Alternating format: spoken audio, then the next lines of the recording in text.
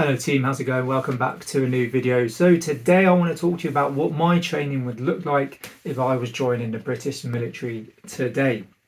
But before we get into that, make sure you click the subscription button and turn those notifications on so you can stay updated with future videos with all things to do with fitness and finance. And give us a thumbs up because it really helps the video and channel. Let's get into it then.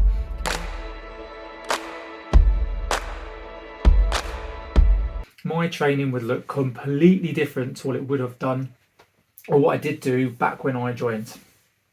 Back then, we just got told to do loads of running, a few press-ups, sit-ups and pull-ups, and you'll be good to go and you'll get through selection. That's pretty much what I've done.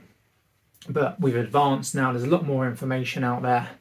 You used to get told to stay away from weights, resistance training, but that's no longer the case. We don't need to, we actually want to do that. The reason I'm doing this video as well is because a lot of people contact me asking for advice. When you ask them what their training actually looks like, one, it looks very boring, and two, it's not very progressive, and it's got very minimal sort of exercises within it, because all they're pretty much doing is 5 2K runs a week or 5 beat tests a week with a few bodyweight exercises, and they're wondering why they're not progressing and not getting better, and they're worried whether they're going to pass the assessment. How would my training look? So first of all, we want to do some form of assessment. You need to know where your base standard is, where you're currently at, so you can set your routine and then reassess in around 4 to 6 weeks time to then go again. If you're not assessing and tracking, you don't know if you're progressing. There's a number of different types of assessments you could do. It depends what your training plan is going to look like, and it depends what kit and equipment you have available to you. A couple of basic tests you could do is you could obviously run the 2K to see where your start standard is at. You could attempt a beat test. You could do a 5K run to see where you're currently at, running 5K if you feel like you can run 5K. You could do a 5-minute sort of maximal aerobics speed assessment. And then going into sort of like the resistance, power strength and endurance. You could do maximal press-ups, say in 1 minute, maximal pull-ups, 1 rep max for a deadlift, bench, squat, military press to see where your strength is currently at. So they're the sort of assessments that you can do. And these will help you program your training. Once you get the assessments out the way, you then need to obviously sort of write the training program. When it comes to it, you want a bit of a mix. So you want to be able to do, you want your cardio, so running. You are going to be doing running, so you definitely want that in there. You could get the bike in there, you could get the rower in there, you could get a cross trainer in there. Then you're going to want to be doing strength training. This all depends on whether you have gym or no gym. A gym would be good, or a basic sort of squat rack, bench, barbell and some plates would be good if possible. But if not, you could just do body weight, or you could buy yourself a kettlebell and a couple of dumbbells and still do some sort of strength training along with that. But first of all, my first sort of, if you're sort of young and new to training, you've got a younger training age, you want to build a good sort of foundation. So in my first week, I would have 2 to 3 strength training sessions. Once again, this depends on how much time you have available. If you can train 4 times a week, I would have 3 strength training sessions split down in a push, pull, leg split. So the push being your chest, your shoulders, your triceps, so your pushing movements, your pull being your back and your biceps, your pull movements, and then your legs being your quads, hamstrings, glutes and calves. Then I would have a run. Once again, this is all dependent on where you're at. If you're very new to training, go out on an easy run. So this is around 2 to 4 on the RPEs, that's the rate of perceived exertion. So go out on a nice steady run, something that's easy. You can hold a conversation all the way through. So if you was running with a buddy, you'd be able to talk to them all the way around. This is especially if you're new to training.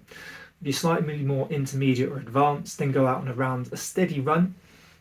4 to 6 on the RPE, so you can speak in sentences but not have a full conversation. And I would mostly push that around 3.5, 4.5 miles. For the beginners, that easy run could only be a mile or two long. It's totally up to you and depending how you feel, how you've done on your assessments. So that's week 1. Week 2 would look very similar. There's no need to change it too much. All you want to do is maybe increase the weight or the amount of reps maybe that you've done on week 1's sort of training if you can. Maybe increase the weight by 1.25 kilograms, by 2.5 kilograms, or just add an extra rep onto a set. So you're adding in that progressive overload and you're slowly increasing. It doesn't have to be big jumps. And then when it comes to the run, you could increase the run by half a mile to a mile and still keep the same pace. Once again, that's adding in that progressive overload. Week 3, I would do 2 strength sessions with 2 runs. The 2 strength sessions would be an upper and lower split. So one session I would train my upper, so full upper body, doing your push and pull movements, and then the lower, training all your legs. And then the 2 runs, I would have a steady run in there, and then I'd have an interval session. So something quite simple for 10 minutes. You could sprint for 30 seconds, an active rest, jog for 30 seconds, or you could do that for 20 minutes. You could do a bit of fartlek sort of training. Sprint to a lamppost, jog a lamppost, walk a lamppost, sprint a lamppost, jog a lamppost for 10, 20, 30 minutes, depending on whether you're a beginner, intermediate or advanced. And then week 4 would look very similar again. I would go for 3 strength sessions with a long sort of duration run, so an easier run, but for a longer duration. So I'd do a push, pull, leg split, and then I'd be looking, instead of doing a steady run for 4.5 miles at a 4 to 6 RPE, I'd be looking at maybe a 45 to 60 minute plus run at around 2 to 4 on the RPE. If you, like I said, if you're a beginner and you're already doing these easy runs, just continue to do the easier runs, but you're increasing the distance or time you're doing the running. And then week 5, I would look to possibly reassess and go back to your assessments, or I would train for another week if I felt like I could do it and I didn't need to add in sort of a deload week. I would do 2 strength sessions, a run, so a steady run, and then I would do some sort of like CrossFit, WOD, AMRAP sort of circuit sort of session. Maybe you could do like 6-7 bodyweight exercises, 10 reps per exercise, and do 7 to 10 rounds of that workout. And then I'd go into the assessment week. So if I've got a 2K run in my assessment week, I would then redo the 2K run, redo the lifts, redo the beat test if need be, or whatever your assessment comes up with. And then I'd rewrite the program and go again for another 4 to 5, maybe 6 weeks before adding another sort of assessment week. So that's how my training would look. So what I do now is just quickly break down what my first week would look like, even more with what sort of exercises I would incorporate into my training program. So week 1, session 1, let's say I put legs first. So I would have legs. I would mostly do 4 to 6 exercises training my legs. More than likely, because legs are so big, week 1 maybe I'd focus more on quads, and then week 2 when I was doing legs I'd focus more on hamstrings, just so they get equal amount of training throughout the training program. But the exercises I would look to get in are possible standing, like body weight single leg calf raises, or you could do seated weighted calf raises.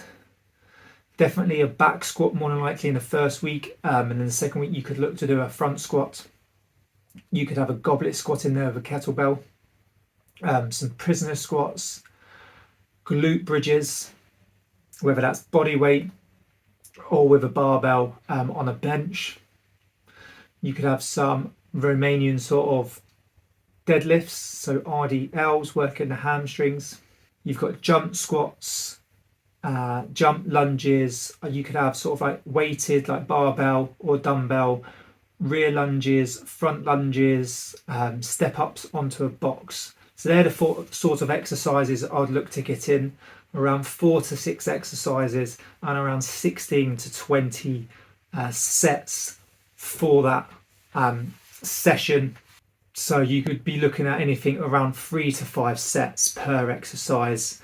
I will go down and break it down even more in a future video because it needs a full video, but depending on how many reps you're doing and what weight you're using will depend on what you're sort of increasing. So higher weight, lower rep range, say 2 to 6 reps would be more strength.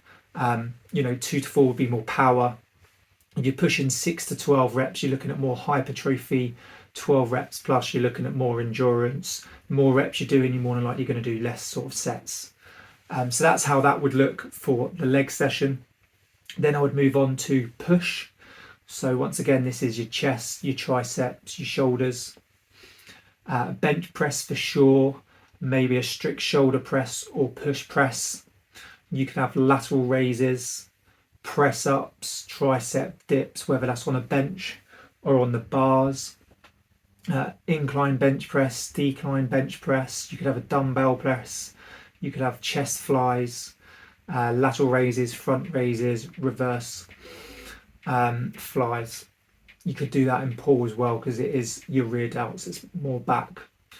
Once again, be looking at around 16 to 20 sets, and then your rep ranges will depending on what you sort of want to increase more of. Most probably looking at pushing around 6 to 12 reps to build on that foundation. At the end of that session, I would maybe look to chuck in some quick intervals or shuttle runs just to help increase speed, power, and help with that beat test. You could do 10 shuttles, maybe 10 20-meter shuttles at the end, 2, 3, 4, 200 or 400 meter intervals at the end of that session if you wanted to. If you didn't want to do running, you could do that maybe on the rower. Then you've got your pull session. So within a pull, I would be looking at a deadlift for sure. I think it's a vital exercise that we should do in the military because we do a lot of lifting weight from the ground, and deadlift's going to increase that strength in that sort of movement. You've got lat pull downs, pull-ups for sure. Getting over walls is a movement we do a lot, especially carrying a lot of weight. You could do seated rows, single arm dumbbell rows, T-bar rows, bent over rows, overhand, underhand grip.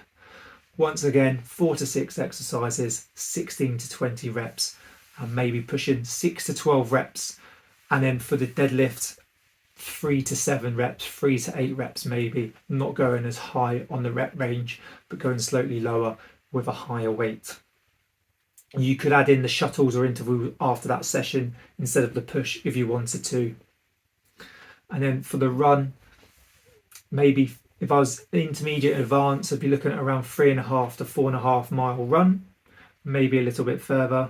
If I was new to running, you could do a mile or mile and a half. If I was completely new to running and never run before, I might do a walk run for a mile. So I could run 0.2 of a mile, walk 0.2 of a mile, or I could just do a 10-minute run where I run 2 minutes, walk 2 minutes, run 2 minutes, walk 2 minutes, etc. And that's how that week would look. So it's easy to steady run at the end of the week depending on my ability. So that's how my training would look. I will try and do more videos on this in the future to go in more in depth once again, break it down even more, and I'm going to continue to put these videos out to help you get the best sort of training, help you train and get the best out of yourself so that you have the best possible chance of passing assessment and turning up the fittest you possibly can be for British Army or Royal Marines, Navy, Air Force basic training. Hope you enjoyed the video, and I'll see you soon.